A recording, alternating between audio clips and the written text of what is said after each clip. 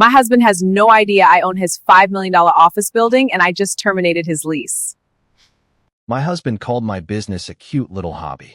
He said it in front of his entire executive team at our anniversary dinner. 23 people laughed.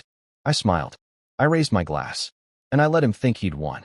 What Michael didn't know, what nobody at that table knew, was that I owned the $5 million office building his company had been leasing for the past 8 years. And the lease renewal was sitting on my desk. And signed. This is the story of what happened when my husband discovered that his wife's cute little hobby was actually worth more than his entire career. And by the time he figured it out, it was already too late. Over the next 40 minutes, I'm going to tell you how I built a $50 million real estate empire in complete secrecy, how my husband's arrogance destroyed everything he'd worked for, and how one signature on a lease termination notice changed both of our lives forever.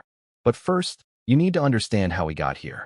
You need to understand who I was before that anniversary dinner. And more importantly, you need to understand who my husband thought I was. Before we dive deeper, let us know in the comments where you're watching from. We'd love to hear from you. And don't forget to hit that subscribe button so you never miss any of our upcoming videos. My name is Catherine Reynolds.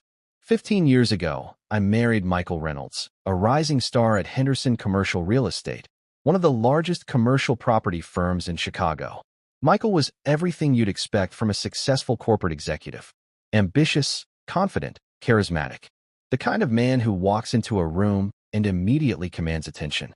When we met, I was 28 years old, working as a buyer for Neiman Marcus. I understood luxury retail, high-end fashion, what wealthy women wanted. Michael was 32, already making 6 figures, closing million-dollar deals. On our third date, he told me he was going to be a millionaire by 40. He made it by 38. We had what everyone called the perfect marriage. A $3 million home in Lincoln Park, one of Chicago's most exclusive neighborhoods. Luxury cars in the driveway. Country club memberships. Vacation homes in Aspen and the Hamptons. We attended charity galas, corporate events, fundraisers. Michael's colleagues' wives loved me. I was elegant, well-spoken, always perfectly dressed. I knew how to work a room, how to make the right connections, how to be the perfect corporate wife. That's what Michael called me, his perfect wife. And for the first 3 years of our marriage, I believed that was enough. I believed that supporting his career, building our social status, maintaining our lifestyle, that was my contribution, my role, my purpose. But something changed when I turned 31. My grandmother passed away. She was 93 years old, had lived a full life, and left me an inheritance. $50,000. Not a fortune, but enough to do something meaningful. Michael suggested I invested in the stock market, let his financial advisor handle it, watch it grow over time. Safe, conservative, predictable. But I didn't want safe. I wanted to build something, create something, prove to myself that I was more than just Michael's wife. So I told him I was going to open a boutique, a small luxury clothing store in the Gold Coast, one of Chicago's wealthiest shopping districts. Michael thought it was adorable. He actually used that word. Adorable. He told his colleagues his wife was opening a little shop to keep herself busy. Something to do between charity lunches and tennis lessons. What Michael didn't understand, what he never bothered to ask, was that I wasn't playing. I was building. Morgan and Company opened in the Gold Coast in the spring of 2009, right in the middle of the financial crisis. Everyone told me it was terrible timing. The economy was collapsing, luxury retail was dying, nobody was spending money on expensive clothes. But I saw an opportunity. Wealthy women still wanted beautiful things. They just wanted them at better prices. So I created a boutique that offered designer pieces at 20 to 30% below department store prices. I bought smart, negotiated hard, kept my overhead low. In my first year, I generated $300,000 in revenue. After expenses, I cleared $75,000 in profit. Michael was impressed. He told his friends his wife's little shop was actually making money. "Isn't that cute?" he said. "She's actually turning a profit." What I didn't tell Michael was what I did with that $75,000. I didn't spend it on clothes or jewelry or home renovations. I invested it, not in stocks, in real estate. I found a small commercial property in Pilsen, a neighborhood on Chicago's southwest side that was just starting to gentrify. The building was old, needed work, but the location was perfect. Ground floor retail, 2 apartments above. The owner wanted out, needed cash quickly, accepted my offer of $70,000. I paid cash. No mortgage. No loan. Just cash from my cute little boutique. I renovated the ground floor, rented it to a bakery for $1,500 a month. Renovated the apartments, rented them for $1,200 each. Total monthly income, $3,900. Annual income, $46,800. On a $70,000 investment. That's a 66% annual return. And Michael had no idea. He never asked about my business. Never looked at my finances. Never questioned how I could afford to keep expanding the boutique, opening new locations, hiring more staff. He assumed I was breaking even, maybe making a small profit, using it for personal shopping. He had no idea I was generating hundreds of thousands of dollars in revenue and investing every penny into real estate. By year 3, I owned 4 commercial properties. By year 5, I had 7 boutiques and 12 properties. By year 8, I was generating $4 million annually from retail and another $3 million from rental income. $7 million a year. And my husband thought I ran a cute little hobby. You're probably wondering how a woman hides $7 million in annual income from her husband. It's surprisingly simple when your husband doesn't respect you enough to ask questions. First, I kept everything separate. My business was registered under my maiden name, Catherine Morgan. All my properties were owned by Morgan Properties LLC, an entity Michael didn't know existed. I had separate bank accounts, separate accountants, separate legal counsel. Every dollar I made went into accounts he never saw. Legally, this was completely permissible. In Illinois, property acquired through inheritance and kept separate from marital funds remains separate property. My grandmother's $50,000 had built an empire, and because I'd never commingled those funds with our joint accounts, Michael had no legal claim to any of it. Second, I maintained the illusion. I still asked Michael for money for household expenses, personal shopping, trips with friends. I let him believe he was supporting our lifestyle. Meanwhile, my businesses were generating more income than his salary. But I let him think he was the provider, the successful one, the one who made our life possible. It wasn't deception. It was self-preservation. I'd watched too many women lose everything in divorce. Friends who'd given up careers to support their husbands, only to be left with nothing when the marriage ended. I wasn't going to be that woman.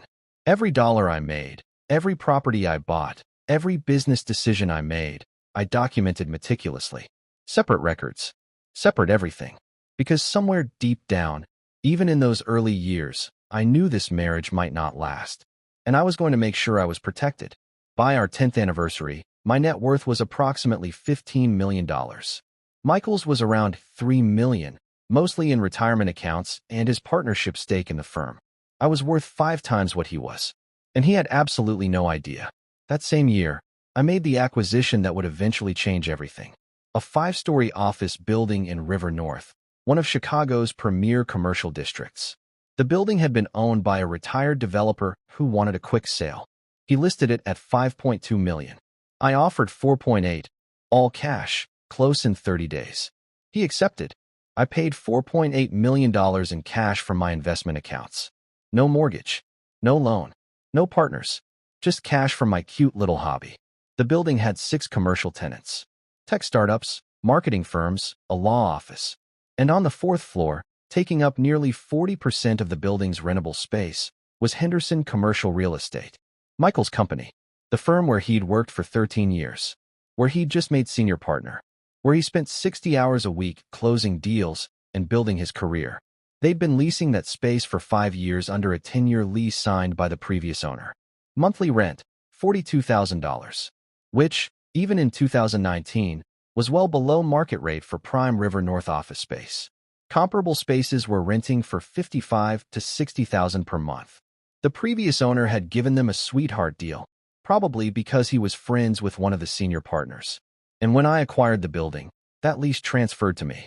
I became Michael's landlord. And he had no idea. The property management company handled everything. Collected rent, managed maintenance, dealt with tenant issues. Michael's company paid rent every month to Morgan Properties LLC. A check for $42,000 deposited into my business account. For 3 years, my husband's company paid me $500,000 annually in rent. And Michael never knew. He never looked at the lease. Never asked who owned the building. Never connected Morgan Properties with his wife's maiden name. Why would he? I was just the woman with the cute little boutique. What would I know about $5 million commercial real estate acquisitions? Those 3 years were interesting. I'd watch Michael come home stressed about work, about lease negotiations, about office space, about overhead costs.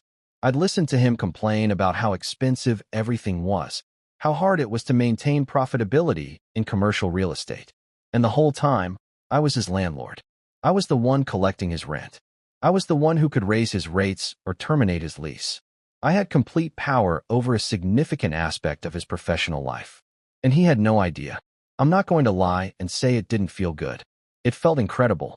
Every month, when that $42,000 check cleared, I felt a little thrill. A secret satisfaction. Michael thought he was the powerful one, the successful one, the one making things happen. But I controlled more than he could possibly imagine. The lease was set to expire in June of 2022. Standard protocol would be to approach the tenant 6 months before expiration, discuss renewal terms, negotiate rent increases if warranted. Market rates had gone up significantly since the original lease was signed. I could have easily justified raising their rent to $58,000 per month, maybe even $60,000. That would have been an additional $16,000 to $18,000 per month. Over $200,000 more per year. Still reasonable for the location and space. But I wasn't sure what I wanted to do. Part of me wanted to offer them a fair renewal, maintain the business relationship, continue collecting reliable rental income. Another part of me wanted to tell Michael the truth. Sit him down and explain that I'd been his landlord for 3 years. That my cute little hobby had generated enough cash to buy his office building outright. That I was worth more than he was. That I'd built all of this while he condescended to me at dinner parties. But I didn't do either. I waited. I wanted to see how the lease renewal would play out naturally. Whether Michael's firm would approach me professionally. Whether anyone would connect the dots. Whether Michael would finally notice that his wife had become more successful than he was. And then our 15th anniversary arrived. And Michael decided to throw a party. He wanted to celebrate big, he said. 15 years of marriage, his recent promotion to managing partner, the firm's record-breaking year. He reserved the private dining room at Gibson Steakhouse, one of Chicago's most exclusive restaurants. Invited the entire senior leadership team from Henderson. 12 partners and their spouses. 26 people total. It was supposed to be elegant, sophisticated, a night to remember. And it was. Just not in the way Michael intended. The dinner started perfectly. Beautiful space, incredible food, expensive wine flowing freely. Michael gave a toast about our 15 years together, how grateful he was for my support, how I'd been his rock through everything. People applauded. It was sweet. Then the toast started going around the table. One by one, the partners stood up, said nice things about Michael's leadership, his deal-making abilities, his vision for the firm. And then Richard Patterson stood up. Richard was one of the founding partners, had been at the firm for 28 years, was Michael's mentor. He raised his glass and started talking about what makes a successful executive. Drive, intelligence, strategy. But also, he said, a supportive spouse. He turned to me. Catherine, he said, we all know how hard Michael works. The long hours, the travel, the pressure. And you've been so supportive, letting him focus on his career. That takes a special woman. I smiled, raised my glass, said thank you. It was a compliment, sort of, but there was something underneath it. This assumption that my role was to support, to enable, to step back so Michael could shine. Then Richard continued. And I hear you keep yourself busy too, he said. Michael mentioned you have a boutique, a little clothing store. Everyone smiled, nodded. How nice, someone said. It's important to have hobbies. I felt my jaw tighten slightly. Hobbies. But I kept smiling. Michael jumped in. Yes, Catherine has her boutique, he said. It's adorable. She's been running it for what, 12 years now? 13, I corrected quietly. 13 years, Michael repeated. It's like her little passion project. Keeps her busy while I'm closing deals. The table laughed. Polite laughter. Social laughter. But it landed differently with me. Then Michael kept going. And this is where everything changed. Honestly, he said, I think she makes just enough to cover her shopping habit. Maybe breaks even. But hey, as long as she's happy, right? More laughter. Richard's wife, Patricia, chimed in. Well, it's wonderful that you have something that makes you happy, Catherine. Not every woman needs a career. Some of us are perfectly content supporting our husbands. More nods around the table. More agreement. I was sitting there, wine glass in hand, smile frozen on my face, listening to 26 people discuss my cute little hobby. My passion project. My way of staying busy. And something inside me snapped. Not visibly. I didn't react. Didn't argue. Didn't defend myself. I just smiled, laughed along, raised my glass, and decided, right then, that I was done. Done pretending my success didn't matter. Done letting Michael diminish 12 years of work. Done being the supportive wife who stepped back so he could shine. I was done. And more specifically, I was done subsidizing his company's below-market rent. Henderson Commercial Real Estate's lease was up for renewal in 4 months. I'd been planning to offer them a modest increase. 10, maybe 15%. Keep the relationship professional. But sitting at that table, listening to my husband mock my business in front of his entire leadership team, I made a different decision. I wasn't going to offer them a renewal at all. I was going to terminate their lease. And Michael was going to find out, in the most humiliating way possible, that his wife's cute little hobby had just made him homeless. I didn't say anything that night. Didn't hint at what was coming. I played the role perfectly. Gracious wife, supportive spouse, woman content with her little hobbies. We went home, Michael slightly drunk from too much scotch, still laughing about the dinner. What a great night, he said. Everyone loved you. I smiled. Said it was wonderful. Went to bed. And the next morning, while Michael was still sleeping off his hangover, I went into my home office and pulled up the Henderson lease. Signed 7 years ago. Monthly rent $42,000. Expiration date June 30th, 2022. 4 months away. I reviewed the termination clause. According to Illinois commercial lease law and the specific terms of this lease, I could choose not to renew for any reason, as long as I provided 90 days written notice. I had 4 months. I needed to give 3 months notice. I was well within my rights. I drafted the termination notice that morning. Professional, businesslike, completely legal. To Henderson Commercial Real Estate. This letter serves as formal notice that Morgan Properties LLC will not be renewing the commercial lease for Suite 400, located at 875 North Michigan Avenue, Chicago, Illinois. The current lease term expires June 30th, 2022. Per the terms of the lease agreement, we are providing 90 days notice of non-renewal. The premises must be vacated by June 30th, 2022. Please contact our property management team to schedule a final walkthrough and discuss the return of your security deposit. Thank you for your tenancy. Signed, Catherine Morgan, Managing Partner, Morgan Properties LLC. Short. Professional. Devastating. But before I sent it, I needed to make absolutely sure I was protected. I called my real estate attorney, Patricia Lambert. Patricia had been managing my property portfolio for 9 years. She knew everything about my business. She knew nothing about my personal life. I explained the situation, the anniversary dinner, Michael's comments, my decision to terminate the lease. Patricia was quiet for a moment. Then she asked the question I'd been expecting. Catherine, does Michael know you own that building? No, I said. He doesn't know I own any of the properties. He thinks I run boutiques. Patricia was quiet again. Then she said, you understand that when you send this termination notice, he's going to find out. The notice will come from Morgan Properties LLC. His firm will research the LLC. They'll find your name. And Michael will know you've been his landlord for 3 years. I understand, I said. That's exactly what I want to happen. Patricia asked if I was sure. Asked if I'd thought through the consequences. This could affect your marriage, she said. I know, I said. I want you to make sure the termination notice is legally flawless. I want documentation proving I've owned the building for 3 years. I want proof that this is a standard business decision based on current market conditions. I want everything airtight because this is going to get complicated. Patricia understood. She drafted the notice with her firm's letterhead. Included documentation of my ownership. Included market analysis showing comparable spaces renting for $55,000 to $60,000 per month. Made it clear this was a business decision, not a personal vendetta. Even though we both knew exactly what it was. The notice was finalized on a Wednesday. Patricia had it hand-delivered to Henderson's office manager Thursday morning. Not to Michael. Not to Richard. To the office manager, because this was business. Standard landlord-tenant communication. Professional. Clean. Irreversible. I waited. The notice would go to the office manager, who would give it to the facilities director, who would then inform the senior partners. I estimated it would take about 48 hours before Michael found out. I was wrong. It took 6 hours. My phone rang at 4:30 that afternoon. Michael. I was at my flagship boutique, helping a customer select a dress for a charity gala.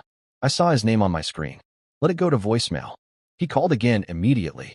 Then again. Then he texted, "Catherine, call me now. This is urgent." I excused myself, stepped into my office, called him back. "What's wrong?" I asked. "Are you sitting down?" he said. His voice was strange. Tight. Controlled. Like he was trying very hard not to explode. "I'm at work," I said. "What happened?" "We just got a lease termination notice," he said. "For our office. The landlord is not renewing our lease." I stayed quiet. Let him continue. "The landlord is someone called Morgan Properties LLC," Michael said. "I had legal look into it." "Catherine, it's you.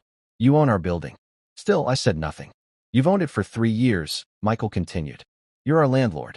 And you just terminated our lease." "Yes," I said calmly. "I did." There was a long pause. "Why?" Michael finally asked. "Why didn't you tell me you owned our building?" "You never asked," I said. "You never ask about my business. You think I run a cute little hobby, remember?" "Catherine," Michael said, and I could hear the anger building. "This is different. This is my company. This affects my career. You should have told me." "Should have told you that I own commercial real estate?"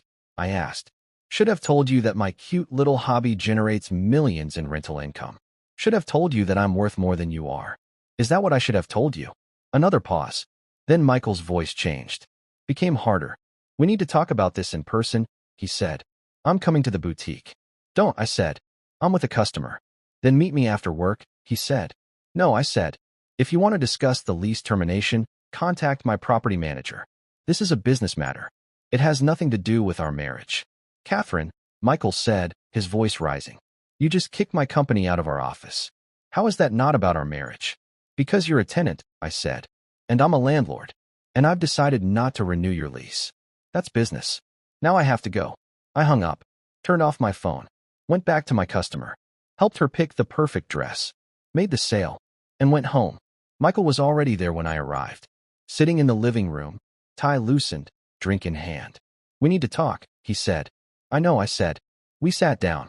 Michael started speaking, and I could see he'd been thinking about this for hours, trying to figure out how to approach it, trying to regain control of a situation that had spiraled away from him.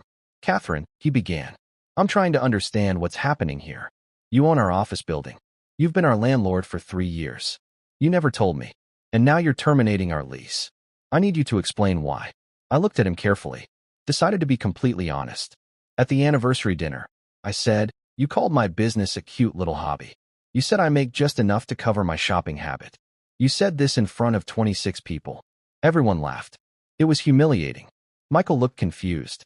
"That's what this is about?" he asked. "A joke at a dinner party." "It wasn't a joke," I said. "You meant it. You've always thought my business was meaningless. You've never respected what I've built." Michael shook his head. "Catherine, I was just making conversation. I didn't mean anything by it." "But you did," I said. "You meant every word. You think my boutiques are hobbies. You think I'm playing at business while you do real work. You have no idea what I've actually built." "Then tell me," Michael said. "Tell me what you've built." "Fine," I said. "I've built 7 boutiques that generate $4.2 million in annual revenue. I own 22 commercial properties across Chicago that generate $8.3 million in annual rental income. My personal net worth is approximately $53 million. I make more in a month than you make in a year. And I've been doing this for 13 years while you thought I was playing dress up." Michael stared at me. Literally stared, mouth slightly open, trying to process what I'd just said. "That's not possible," he finally said. "How could you have $50 million? I've seen our bank accounts. We have maybe $500,000 in savings." "Our accounts," I said. "Not my accounts. Everything I've built is completely separate from our marriage. Separate business. Separate properties. Separate finances. You have no legal claim to any of it." Michael's face changed then. The confusion shifted to something else. "Calculation. You've been hiding money," he said. "For 13 years, you've been hiding millions of dollars from me." "I haven't been hiding anything," I said. "I've been building a business. You never asked about it because you never took it seriously. That's not my fault." Michael stood up, started pacing. "This is insane," he said. "We're married. Married people don't hide $50 million from each other." "I didn't hide it," I said again. I just didn't volunteer information you never asked for. Michael turned to me, and now the anger was clear. So what, he said. You've been waiting for this. Waiting for the right moment to throw it in my face that you're richer than me. Is that what this is? This is about you calling my life's work a hobby, I said. This is about 13 years of being dismissed, patronized, treated like my success doesn't matter. I'm done with that. And I'm done subsidizing your company with below-market rent. What are you talking about? Michael said. Your rent is $42,000 a month, I said. Market rate for that space is $58,000 to $60,000. I've been giving your company a discount of almost $200,000 a year. You're welcome. Michael's jaw clenched. So you're punishing me, he said. Because of a comment at dinner, you're going to disrupt my entire company. Move our whole office.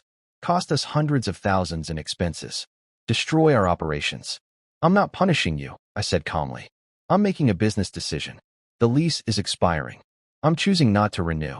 You have 4 months to find new space. That's more than reasonable. This is vindictive, Michael said. This is you trying to hurt me because your feelings got hurt. My feelings got hurt, I repeated. Michael, you've spent 15 years treating me like an accessory. Like my only value is looking good at your corporate events. You've never once asked about my business. Never celebrated my success. Never acknowledged that I might be good at something other than picking out furniture and planning dinner parties. And now that you know the truth, now that you know I'm more successful than you, you're angry. Not impressed. Not proud. Angry. That tells me everything I need to know about this marriage. We stared at each other. Then Michael said the words I'd been waiting for. I want a divorce. I know, I said. I've already contacted my attorney. Michael looked stunned. When, he asked. The day after the anniversary dinner, I said. I've been planning this for 2 weeks. Everything is already in motion. Michael sat back down. Looked at me like he'd never seen me before. Who are you? He asked quietly. I'm the woman with the cute little hobby, I said. And I'm done being your wife. That night, Michael packed a bag and left. Went to stay at a hotel downtown. Sent me an email the next morning with his attorney's contact information. Wanted to discuss asset division, he said. I forwarded it to my attorney. She called me an hour later, laughing. Catherine, she said. He actually thinks he's entitled to half of your business. I told her to proceed with the divorce. Protect my assets. Make it clear that everything I built was separate property. The divorce took 11 months.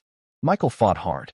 His attorneys argued that my businesses had grown during the marriage, benefiting from the stability and income Michael provided. They argued that I'd used our marriage as cover to build wealth while he focused on his career. They argued that it wasn't fair for me to keep everything when we'd been partners for 15 years. My attorneys presented 13 years of financial records, separate bank accounts, separate tax returns, separate business entities, documentation proving that every dollar I'd invested had come from my grandmother's inheritance or my business profits, never from Michael's income, never from our joint accounts, never commingled with marital assets. The judge reviewed everything. Took 6 weeks to make a ruling. And on a Tuesday morning in November, she ruled in my favor.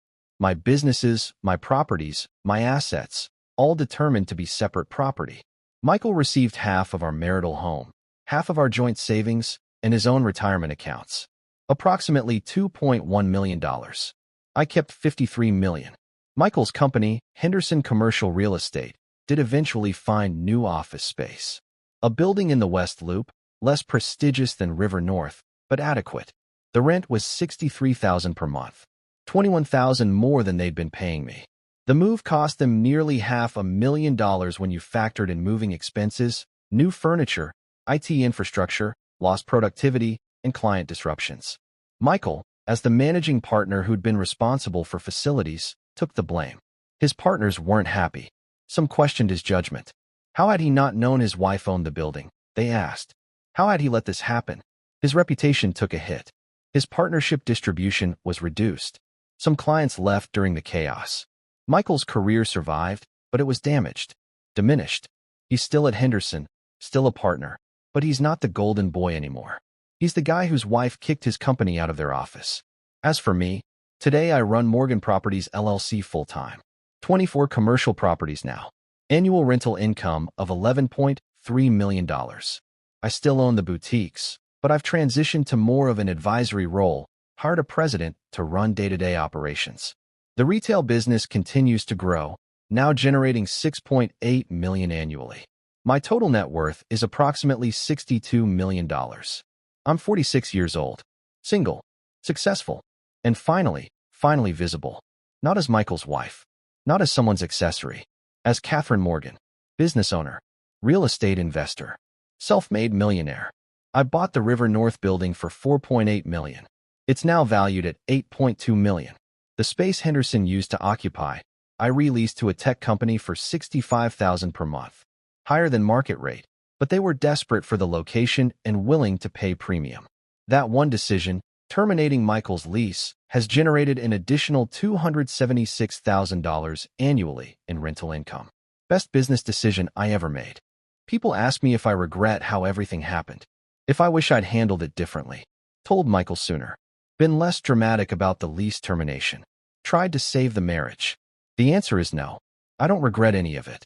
Because the truth is, Michael never would have respected me if I'd told him gently. He never would have understood the magnitude of what I'd built if I'd revealed it gradually. He needed the shock, the public humiliation, the undeniable proof that he'd been wrong about me for 13 years.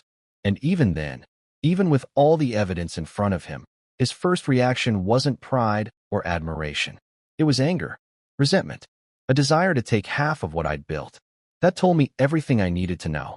We couldn't have stayed married because Michael didn't want an equal partner. He wanted someone who would make him feel successful by being less successful than him. And I refuse to be that woman anymore. I've started doing something new now. Mentoring. I work with women who are building businesses, particularly women who are married to successful men and feel invisible. I teach them what I learned. Keep your finances separate. Document everything. Build your own wealth quietly and protect it legally. Never depend on someone else's approval for your success. And never, ever let anyone make you feel small. I host quarterly workshops in Chicago. We talk about business structure, asset protection, investment strategies. But mostly we talk about mindset. About unlearning the idea that supporting someone else's dream is more important than building your own. About recognizing when respect is absent from a relationship. About having the courage to bet on yourself even when nobody else does. The women who come to these workshops, they're all versions of who I used to be. Smart, capable, accomplished, but somehow convinced that their work doesn't matter as much as their husband's work. I tell them the same thing every time. Your work matters. Your success matters. You matter. Don't wait for permission to build something extraordinary. Recently, I was invited to speak at a women's business conference in New York. The topic was building wealth as a woman in a male-dominated industry. I told my story. The boutique, the properties, the secret empire, the anniversary dinner, the lease termination, the divorce. When I finished, a woman in the audience raised her hand. She asked if I thought I'd been too harsh. If terminating the lease was an overreaction to a thoughtless comment. If maybe I should have tried to work things out with Michael instead of blowing up my marriage. I thought about it for a moment. Then I said, let me ask you something.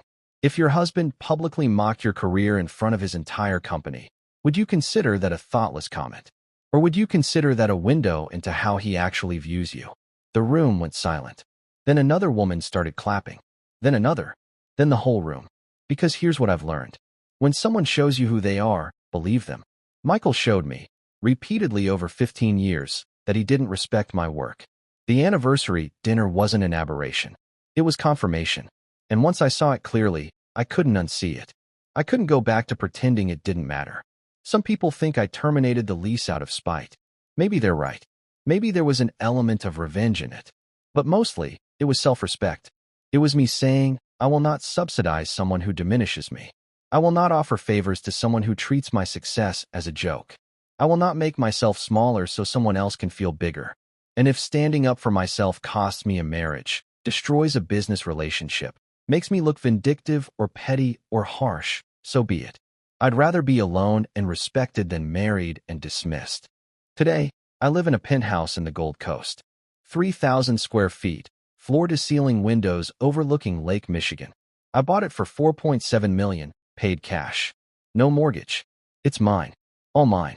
I wake up every morning, make coffee, look out at the city I've conquered, and feel grateful.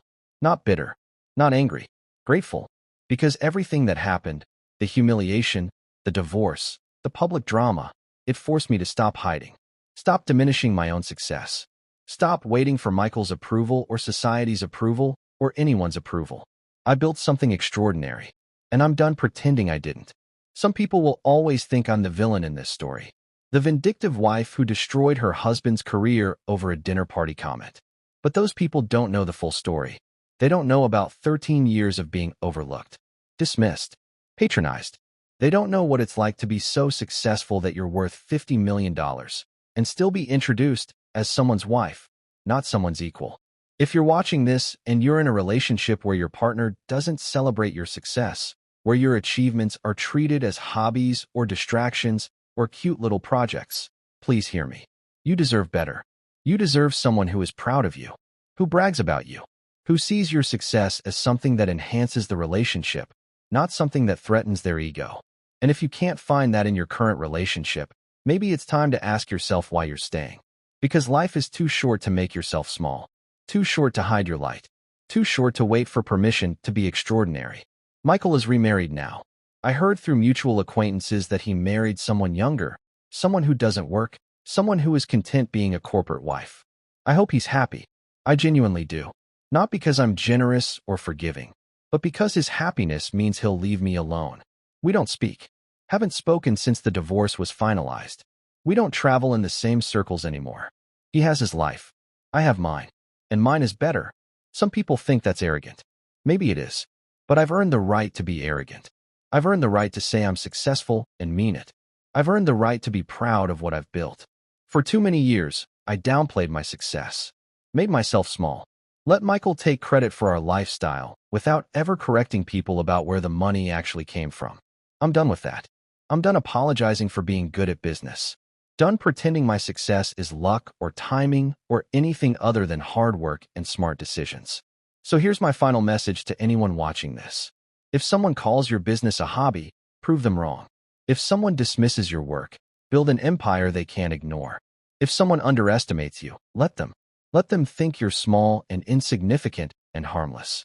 And while they're laughing at your cute little projects, quietly build something so big, so powerful, so undeniable, that when they finally see the truth, it's too late for them to do anything about it. That's what I did. I let Michael think he was the successful one, the powerful one, the one who mattered, and I used that underestimation as cover. Built my empire in secret, protected my assets, positioned myself strategically. And when the moment was right, when he finally revealed just how little he thought of me, I showed him exactly who I was. And I made sure he could never forget it. Because in the end, it comes down to power. Not money, not status, not revenge. Power. The power to control your own life. Make your own decisions. Build your own wealth. Protect your own interests.